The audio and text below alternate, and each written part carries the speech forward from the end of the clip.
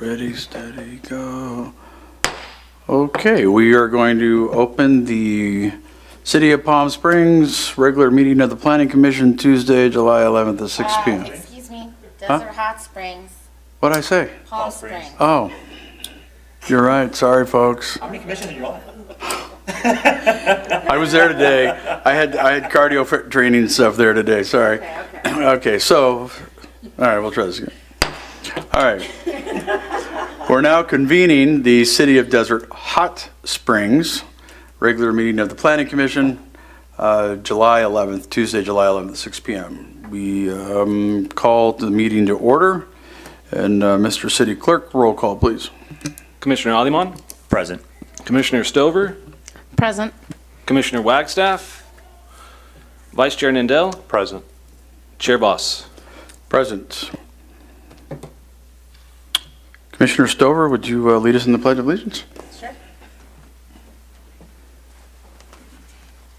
I pledge allegiance to the flag of the United States of America and to the republic for which it stands, one nation, under God, indivisible, with liberty and justice for all.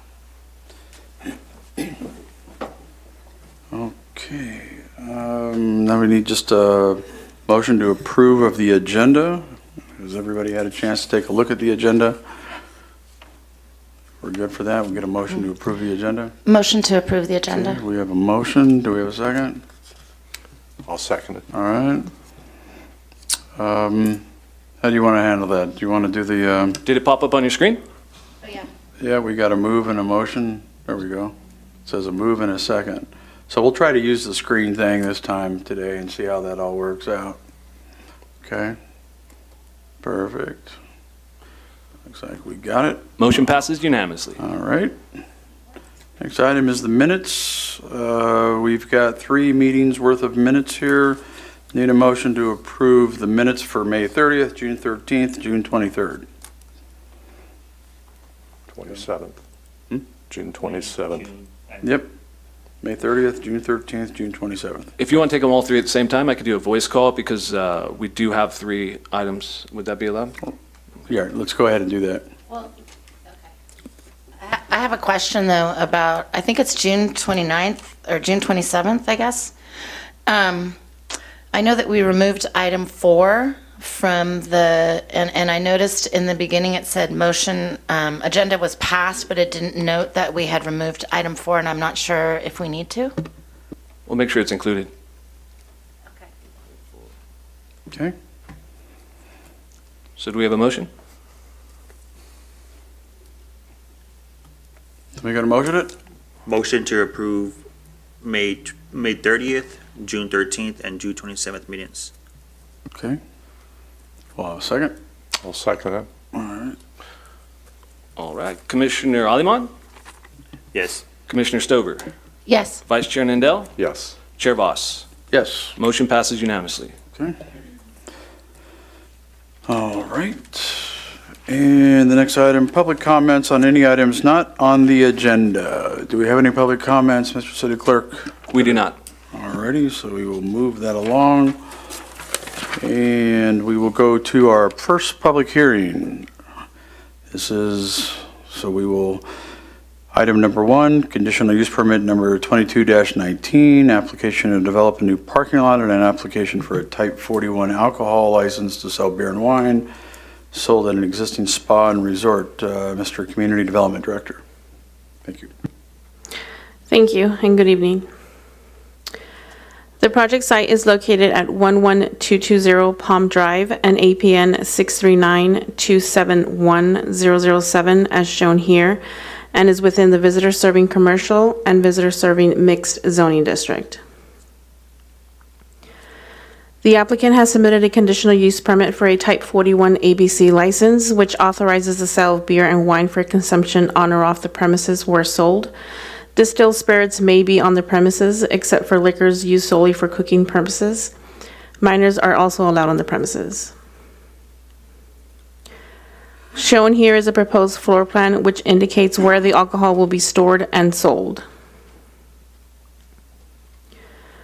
The project also proposes to develop a new parking lot on APN 639-271-007, shown here, directly south of the existing resort and spa that includes 3 EV charging spaces, 1 ADA, and 16 regular spaces for a total of 20 spaces.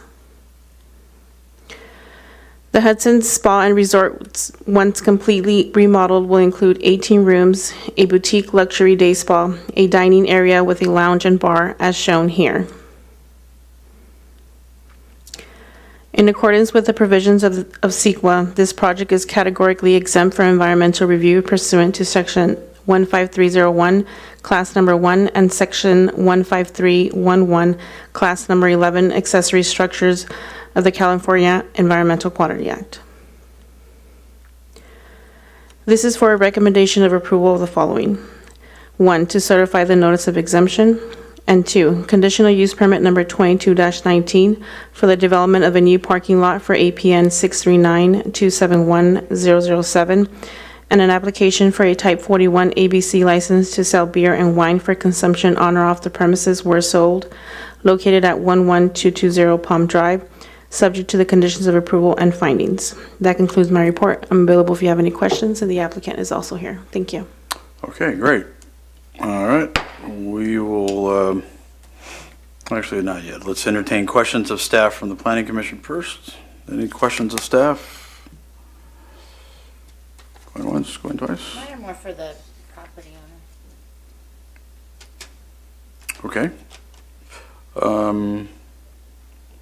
If you would like, maybe bring those questions up and then under the take testimony from the applicant during the public hearing, or I'll open the public hearing and then you can go ahead and make that comment and then they can come up and when you're done. How's that? Yeah, I just want to ask them a couple. Okay. So we'll go ahead and we'll open the public hearing and then why don't you go ahead and if there are any comments that you've got and then they can come up and answer those for you. Okay, cool. All right, first of all, I'm really excited that you're doing this. I can't wait to see it done. So I'm I'm very hopeful for the project. But I have a couple of questions. First of all, is this bar going to be open to the general public? It will, okay. And then also, will you have day passes at this spa when you get it open? Yes? Yes, we will, You will. And the liquor license is just beer and wine, correct? at this point. Okay, very good. And then also, I know there was you guys got tagged up pretty good last week, the graffiti. Yeah. And I'm wondering, was that able to be removed? Yes. Oh, good. Okay, great. Okay, thank you. You're welcome. Okay. We will now go ahead and take testimony from the applicant. Sure. It means, Means you can tell us all about the project, what your goal is, what it was about, the struggles and everything you had to deal with staff and stuff. Or just, if you just kind of want to describe about it, and maybe, you know, Commissioner Stover brought up a few things that were there, you know, are there any other little benefits there that you're doing or things that you're doing to Absolutely. make it something that's going to attract both residents and non-residents to your property, and kind of maybe a little bit of your background too? so, my name is Tomer. I was born in Israel and came to the States about 25 years ago. About 20 years of development. I'm a real estate broker, doing a lot of business in the Coachella Valley, a lot of multifamily throughout the years. Never invested in desert hot springs before. Always kind of stayed away from it because of, you know, the way it was. And the last few years, we saw some good movement and some good process of, you know, cleaning up, and things were looking a little bit better. And we figured that we want to take a step ahead and start moving a collective idea for the city of Desert Hot Springs, not only with our project, but with many other projects. And I want to say that in the last year that we've been working, we saw some amazing movement from the city itself about the main streets, the development of the main streets, the sidewalks, definitely the art that needs to continue and come up and coming, and the corner of Pearson. Whatever you guys did with that building is amazing, that known gallery that came. So we need to continue with the idea of the hype of the area. We need to continue pushing to look like, or become what Desert Hot Spring used to be. So we have a belief that this can be turned around and to become what it used to be. But the city needs to kind of move a little faster and put a little bit more regulations in place, and especially get all the homeless people out of the main streets. So when this clientele is coming, they don't kind of interact with it. We are a part of a larger group of hotel around the state, around the country. And we think that this project can be the first project in Desert Hot Springs. And there's other opportunities around the area that we're looking into, just like the Hyundai behind us, just like the empty lot that you guys did an amazing job taking that structure off, because it stopped the the homeless people moving from the number streets into that area. So we kind of saw, we saw that gone, which was amazing. So we're happy that we kind of got delayed and we didn't open, so our clientele did not see it. We're aiming really high. We're going to have some great stuff coming to the city, even more than what we're doing right now. We're thinking about doing over there a shopping center on that huge land, because we think that there's no shopping centers in the upper side of the city. So we have great plans, as long as you guys can tag along and get things going. And it's looking on the up and up, adding more enforcement, and able to work quickly. One of the major things that we encountered was a lot of break-ins, a lot of theft, a lot of vandalism that set us back. But generally speaking, everybody in the city was very helpful, very nice, and they helped with everything we needed as fast as they could. So that was great. I think that the city is extremely friendly, and that's what encouraged us to come from LA and invest in those areas.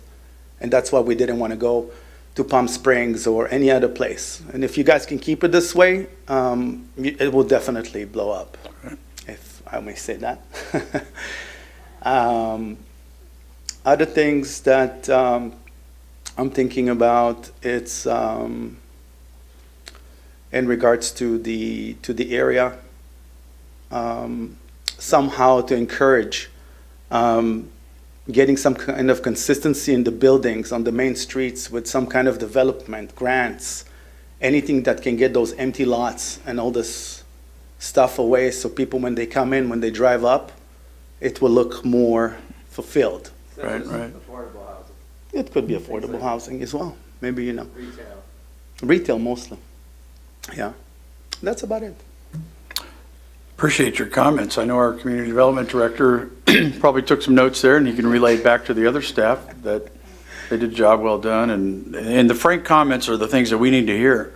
Those are the things that we need to hear, because then they go to the police department and public works or other departments. The information's shared. It's not just stops here. So everybody hears that, but also the fact that, that you went through the process, you had a good experience, and, you're bringing what looks like a nice, really nice place, and upgrading and doing that, and looking at other retail and other type of developments here in town, which is what we want too. So, Yeah. Great.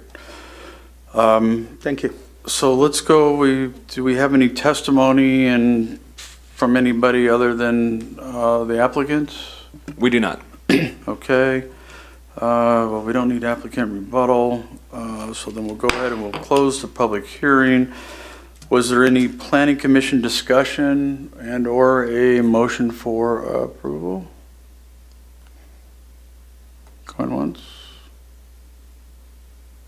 Just don't all jump at it at once. All right, I'm going to move that we approve conditional use permit number, hang on, let me get my glasses. 22-19. 22-19, application to develop a new parking lot and application for type 41 alcohol license to sell beer and wine for consumption on or off the premises were sold at the existing spa and resort. Okay, we got a motion. Do we have a second? I'll second it. All right. You gonna pop up the little thing up here for us? How do you want to handle this, Mr. City Clerk? Should be on your screen now, sir. No. Nope, Well, nope. we got one. How about we just go to the voice call vote? That's, Oh, did it come up? oh, okay, there A we go. little Now delay. the move came up. So Okay. we got the move, we got the seconds. No, we just did the move in the second. We need the second. Right. There, now you should be able to vote. Okay, there we go. All right. Motion passes unanimously. Passes.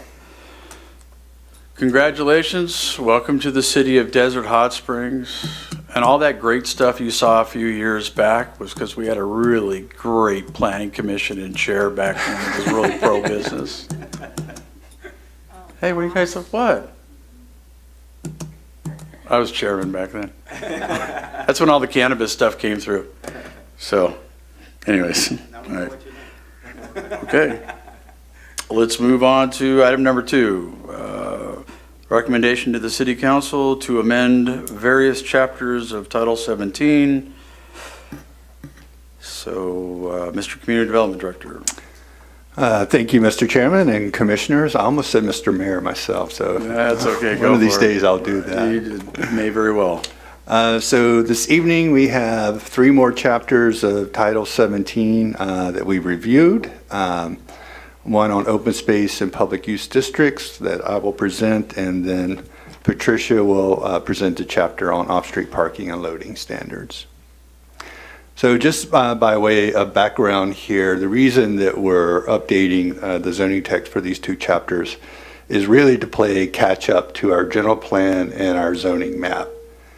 So those were revised about 2 years ago, and with some new districts, different districts, and our zoning text hasn't caught up. So this effort is to catch it up. So in particular, on the public side, we used to have 5 public use districts. That was all consolidated into 1 under the general plan and zoning map. And then we used to have 4 open space districts. That's now been sort of reorganized under 3, and then I'll explain about the floodway here. So chapter 17.20 open space, like I said, this is revised to be consistent with the general plan and the zoning map. Major change here is we changed the old open space - mountain preserve to open space - conservation. And if you look on our zoning map, most of that conservation space is owned by the Coachella Valley Conservation Commission. There are a few parcels owned by the city, but the vast majority of it is owned by the CVCC. We also removed open space floodway district, and we're treating it like an overlay, just like all FEMA flood zones. So, the flood zones overlay a particular property regardless of the zoning that's there, and so we're just making it consistent with how FEMA does it. We formatted the arrangement of the chapter to be consistent with the other land use chapters. In other words, identified the CUP, AUP, TUP, permitted use, and then we revised the permitted uses table. And Mr. Chairman, I would just like to say we'd like to make 2 minor corrections to the table. When it went into post-edit here, under museums, cultural center, nature center, there's a CUP and then a dash. The dash should not be there. Okay. And then right below, playgrounds and picnic areas, permitted in a dash. Again, the dash should not be there. So this strikeout failed to work there on those. So that is open space under public use districts. Again, this was consolidating all those various public use zoning districts that we had before into a single P for public use districts per the general plan and zoning map. Again, we formatted the chapters so that they are consistent with the other land use chapters, many of which will be coming before you really soon. And then we expounded on the permitted use tables in that chapter. And that's it for those 2. And Patricia, if you would like to take off-street loading and parking. Yes, thank you.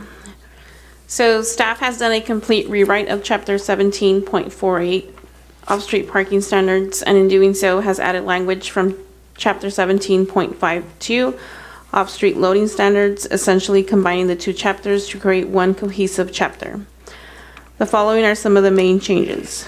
Completely reconfigure the parking requirements, Table 17.48-1, to align with the permitted uses table and our definitions. Added an exemption for off-street parking requirements in the downtown commercial district. Provided language for state mandated exemptions related to parking requirements for housing. Allowed for the opportunity for applicants to submit a parking study in lieu of using the parking required minimums. Created an allowance for 2 driveways per parcel with a limit to pave up to 50% of the front yard. And redefined parking on paved surfaces in the front yard for residential districts. So those are summary changes, and we're happy to answer any questions you may have. All right. Do we have any questions of staff from the planning commission? Jim, do you have any? Okay. What do you got? Okay, as usual. Excuse me. I keep coming back to style guides and stuff, and I'm noticing in the open space chapter, we're going to CVMSHCP, which is the acronym for something very long. But I think just like as since this is a public document that's going to be read by the general public, that we need to write out that entire obnoxious name and then put the acronym into parentheses afterwards. And that's just, I know it's picky and I keep coming up with these dumb little picky things, but I really would encourage the staff to go out and get an AP style guide. You can even get it online and check on there, and it'll kind of clean up those kind of little punctuation and grammar things. And then I wanted to know, so in the mini park section, oh, and then drainage systems, I'm wondering why that's not called watersheds. Or did you answer that with the flood zones question? Where specifically are you asking? In open space, oh gosh, I don't know. I lost it. Okay. Well, and then at a certain point it says detention basins, and I'm wondering if you meant retention basins for water. They're kind of used interchangeably in engineering. Okay. Okay. And then with mini parks, I didn't like where it said mini parks are most often in subdivisions. I would just strike that, because I think we want to see some mini parks coming up, like on Pearson, where we have, in between some of the businesses, and, I think mini parks are something that can be also integrated in neighborhoods. Oh, like a campground. Not like a campground. Well, you guys are being silly. And then another picky one, okay, public and institutional use, the next chapter, 17.24. And then when we get to 17.2402, the title reverts back to just public use. And I think for consistency, it should just be one or the other, public and institutional use, maybe? Sure. And then parking, 17.48. And my question on that, and section F, I noticed there was no permeable driveways, no bricks, or it was, I'm wondering why that was, or if there's a reason. So brick and gravel are not permissible materials for paved parking area? Is that what you're referring to? Yes, yes. Pavers are. So if it was for example, a permeable paver that allowed water through, would that not be allowed? That would be allowed, I believe, by engineering, as long as it had the capacity to hold the vehicle on top. Okay. So usually those pavers are thicker than the normal pavers that you'd find in sidewalks, just to be able to handle the weight of an automobile. Okay. And then, oh, and I was wondering if the storefront cannabis, one for every 250 feet, should it be 250 feet of customer service area as opposed to the gross building? Seemed like that we're asking them to put a lot of parking for not many customers. For which one, I'm sorry? For storefront cannabis, So storefront retail, I have it 1 space per 250 square feet. right, and I'm wondering, I'm thinking, just specifically, I'm thinking of some that I know of where half the building is not customer service area. And I'm wondering if we're not asking them to have, you know, if they have like a growing room in the back or something, and most of that area is taken up by plants. Then what we would do in that case is split the floor plan. And so the retail would be applied at 250 square feet, but the cultivation would be 1 space per 2,500 square feet. So it's Got by it. use. Okay, got it. Okay, and one last thing. I know you guys are so patient with me, and I really am grateful. You guys have done a great job. Don't take any of my notes as you know, because this is all great stuff. But one of the things that's coming to my attention a lot lately is that building of a 2-car garage is almost as expensive as building an indoor space. And I think that it's onerous on some families, if they're building a home, to build a 2-car garage when they may just turn around and turn it into a game room or turn it into grandma's apartment anyway. And so I'm wondering if there's room in the code to include carports as well as an option in the single-family residences. So we will be bringing forth the residential chapter, and that's where the requirement is located. There's quite a bit of debate on this issue, and there's, you know, obviously policy direction from council, which is to keep the 2-car garage. But we'll be bringing that chapter forward, the residential chapter, for your discussion and debate. And that's later, at a later date. Yeah, that's kind of the next priority for us is residential. Okay, thanks. Okay. Okay, the only thing that I had was if there's a way, and I don't know if we can necessarily regulate this, but if we can make a strong suggestion, is when they're putting in their parking spaces and designing how they're going to do it, is that they design it where the front of the car, the back of the car is facing east-west instead of the north-south, or basically to the sun, and here's why. So if you go to 5-Star Gym up there and you park your car, okay, so you park your car right there. Well, the sun is over here, the sun is over here, and it's either going to hit the left side or the right side of your car.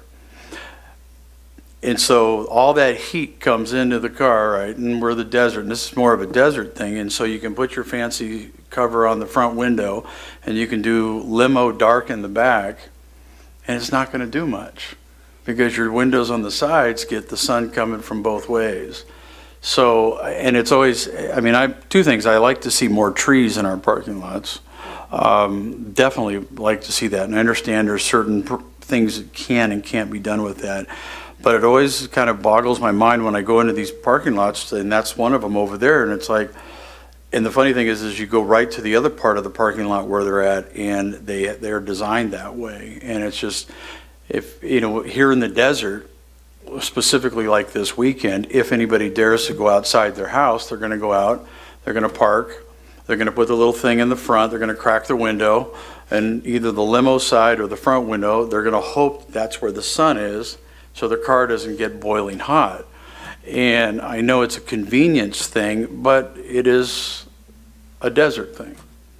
And so when we have somebody comes in with a clean piece of property, again, I don't think we can really codify this, but if we give kind of a strong suggestion that the lifestyle in the desert is shade and this is how it's preferred, because, I mean, we've all done it, we've all experienced it, we've all gotten in our car and the leather burns the legs like heck, but if you got your little shield up, it's not quite as hot, right, if the sun's this way. So it's a little thing, but it's a big thing because it does get hot. And so I don't know if there's a way to encourage it. I don't know. I don't really think it's a code thing. I think it would be like this property that we just had, a hotel that we just had. The only way that it would be practical for them to do it is if they had an entry point from Palm, which with the street right there wouldn't make sense. So it's not practical, in that one.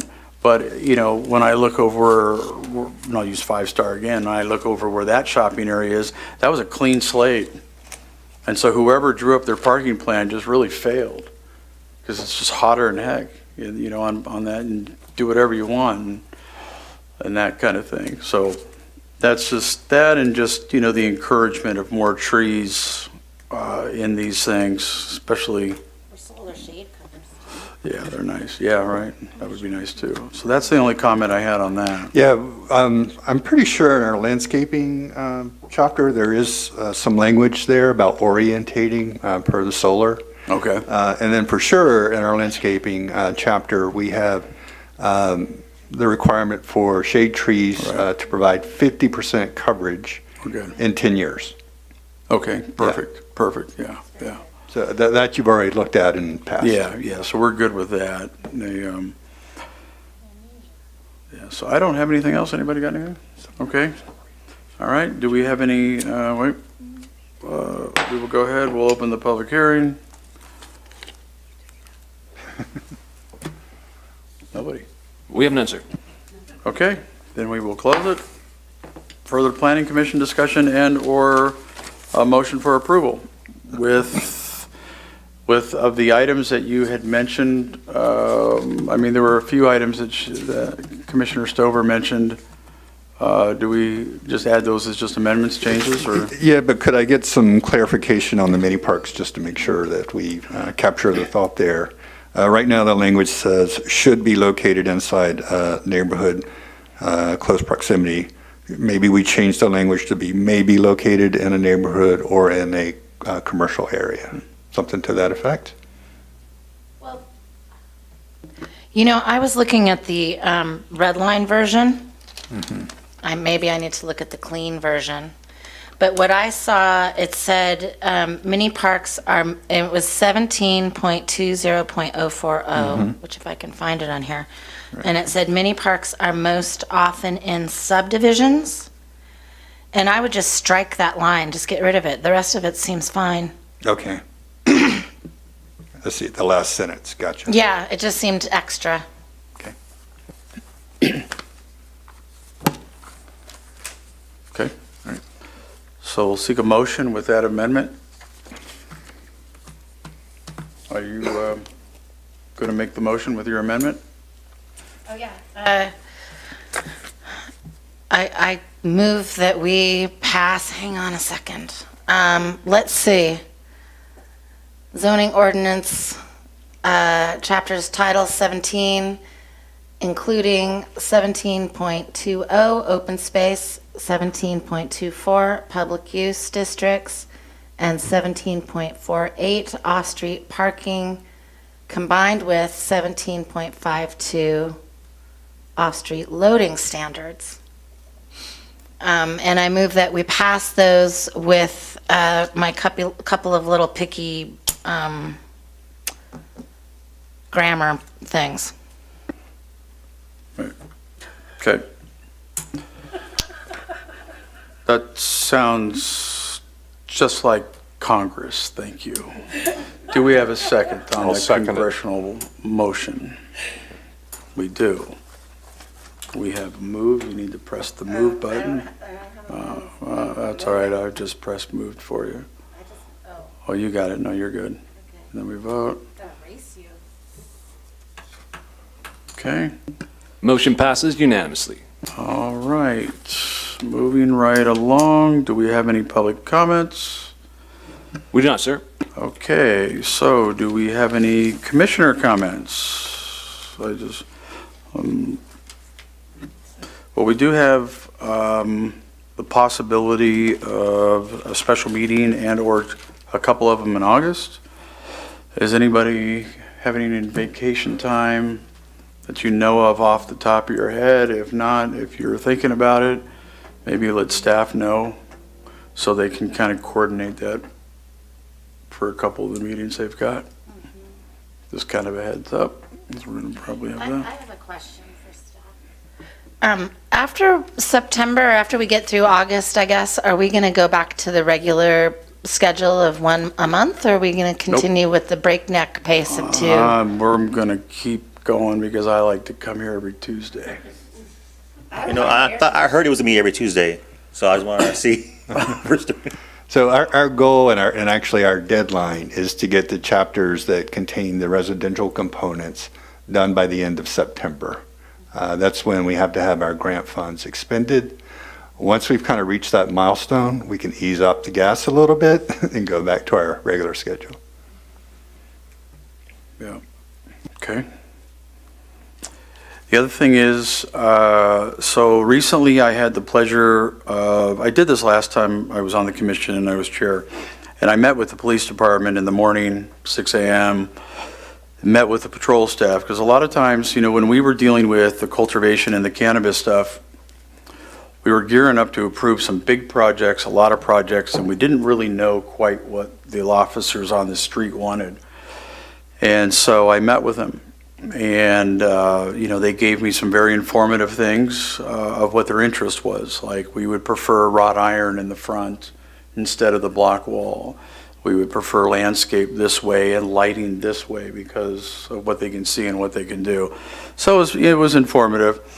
And it was, you know, some good suggestions. They even let us know that, you know, the cameras at 2 Bunch Palms and Palm had been out for months. Nobody had fixed it yet, and those were the traffic cameras. But nonetheless, the issue was focused on the development stuff.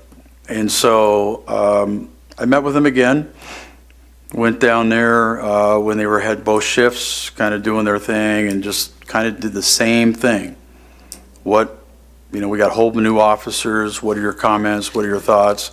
And it was all relatively the same, but it was good because at the same time they were like, wow, this is nice that somebody came here to listen and ask.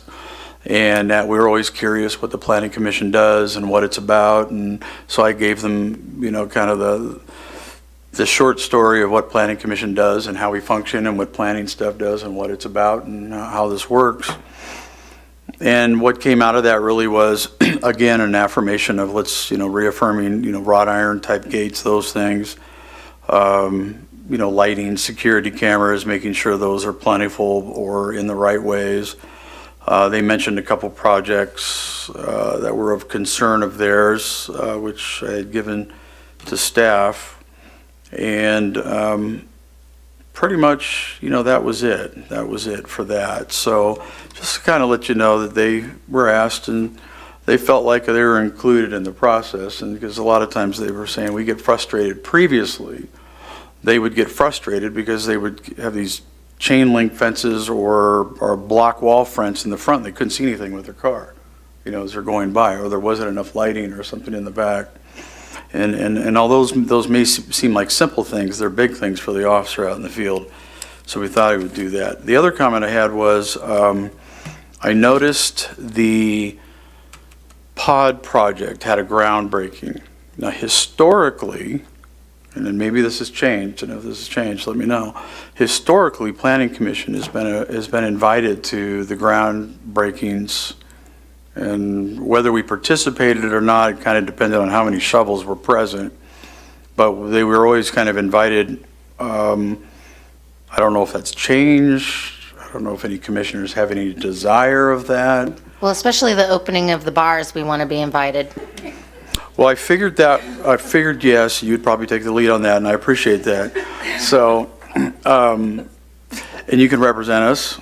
But yeah, I was just curious, you know, I mean, if it's just something that's overlooked, I mean, I know, you know, a lot of us, you know, we're working, we're away, we're doing different things, we may not be able to make it, but if it's not any policy decision or something that was decided upon, it would be nice to have commissioners, hey, we got this PODS project coming in, and we're going to do a groundbreaking. It's at 10 o'clock. You're welcome to be there. And then basically, depending on the number of shovels, you might be out there shoveling a gold-painted shovel and wear a hat and look pretty cool and take a picture. But it is kind of nice because it is, you know, we do see we go through all this. We spend a lot of hours reading this. Staff does a tremendous amount of work that they do at the back end all the way to here. and then even then some once it's approved and they have their own stuff. But, you know, many times if they don't have a ground opening, that's one thing, but if they do, it's kind of nice to go out there and kind of see them in a different non-official kind of light of things and just go out there and say, hey, this is great, man, thank you for coming here, you know, type of deal. And then they get that kind of gratuitous feeling of, wow, all these people from the city really support us, like what the gentleman earlier had mentioned. So I just recommend, you know, next time somebody has that, just invite them. Like I said, if you can't make it, you can't make it. If you can, it's kind of fun. Sometimes they have some pretty good food, entertainment, that kind of thing. But it's nice being able to be there and represent the city. And as they're coming to our town, these people are spending millions of dollars coming into our town. And it's kind of cool to be able to sit there and watch this stuff go. And like, I mean, Jim, you've experienced this as a commissioner, so you understand what I'm saying. But for you two who are new, seeing the cannabis cultivation area where it is today and where it was years ago when all this started, when it was just raw land. I mean, you remember it was just raw land. There was nothing there. And then all of a sudden now we have an industrial district, and watching it getting built, it's pretty cool to know that we were, as commissioners, involved in that whole process. And so that's, you know, kind of a citizen involvement legacy in a sense, doing that. So this is my little spiel on that. And we want our pictures in the paper too. Yep. And we'll call each other up and make sure. Will we violate the Brown Act if we call each other up wearing the same shirts and stuff? We'll just know. All right. Mr. Community Development Director report. Thank you, Mr. Chairman, and I will pass your comments on to the city manager about groundbreaking. Okay. Just a few updates. First of all, we did hold our first workshop on ADUs. It was a really good success. We had over 40 people attend the workshop. Oh, good. Got some good press coverage on TV and elsewhere. And tomorrow, we'll be conducting the Spanish language version. I personally will not, porque mi español no es bueno. But Patricia, our local Spanish speaker here, will present the planning slides in authentic Spanish. And if need be, we'll hold more workshops in the future. But we are getting a lot of questions, a lot of calls on them daily at this point. So I think it was a really good investment on the part of the city and the state as well to encourage this type of affordable housing. Also wanted to let you know the City Council did approve 2 more chapters of Title 17, the landscape standards and parking standards. And as with all ordinances, they will get a second reading, and in 45 days they become effective. Okay. And then, as you mentioned, Mr. Chairman, City Council will be on their summer recess, convening the second meeting in September. So what that does is open up some potential meeting dates for the Planning Commission. So don't worry, I'm not going to ask you to meet 4 times in August, but we do have 4 dates that are available for you to consider. So when you're looking over your summer vacation plans, just keep in mind these dates. August 1st, I'll be here constantly. August 1st, August 8th, August 15th, and August 22nd. So we need to pick which of those dates are the best ones to have our August meetings. And that's all I have. Okay, and then are we doing one on the 25th of July? Yes, we are. Okay, so the 25th of July, we have a special meeting. Tuesday, except next Tuesday. That's because I'm in Nebraska. Until September. All right.